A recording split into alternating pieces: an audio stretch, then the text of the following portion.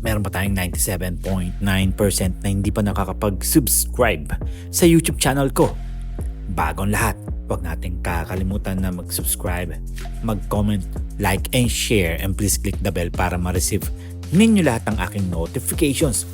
Well, marami na naglalab sa balita kahit na noong last conference na posible nga daw na may mawala nga sa Barangay Ginebra dahil alam ng nakakarami na darating nga daw si Troy Rosario sa Barangay Ginebra.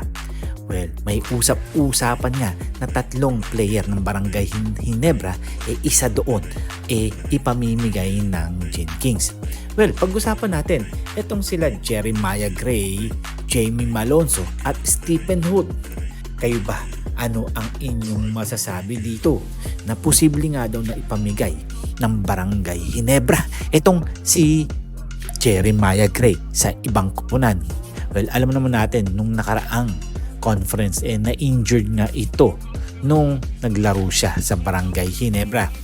Well, minalas-malas nga pero hanggang sa ngayon nga hindi pa nga siya nakakapaglaro at isa pa nga dito sila Jamie Malonzo. Well, alam naman natin na sila Stephen Hood medyo bago pa lang at nagpapakitang gilas na nga sa Barangay Ginebra.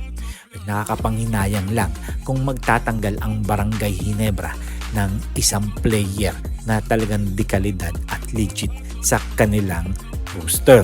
Well, alam naman natin na si Coach Tim Cone may higpit sa mga ganyan.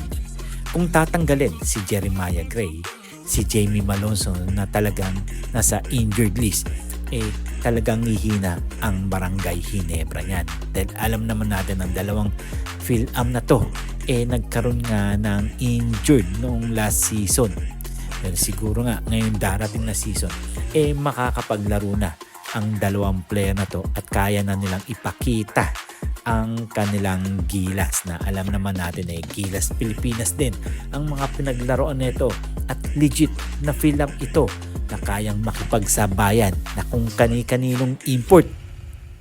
Well, kung pag-uusapan natin mga parkoya, kayo, ano nga ba ang inyong magiging opinion kung sakasakali nga lang na magtatanggal ang Barangay Ginebra ng isang Phil-Am sa kanila na katulad nga nila Jeremiah Gray?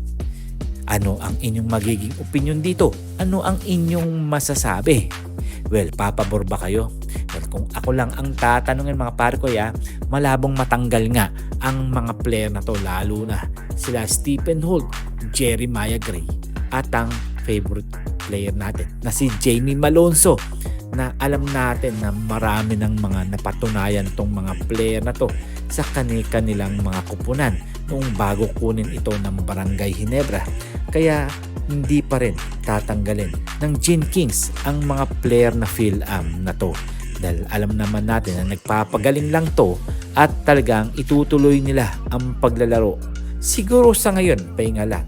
For the next season, siguradong makakapaglaro na to at kayang-kaya na nila ulit na bumalik sa kampyonato.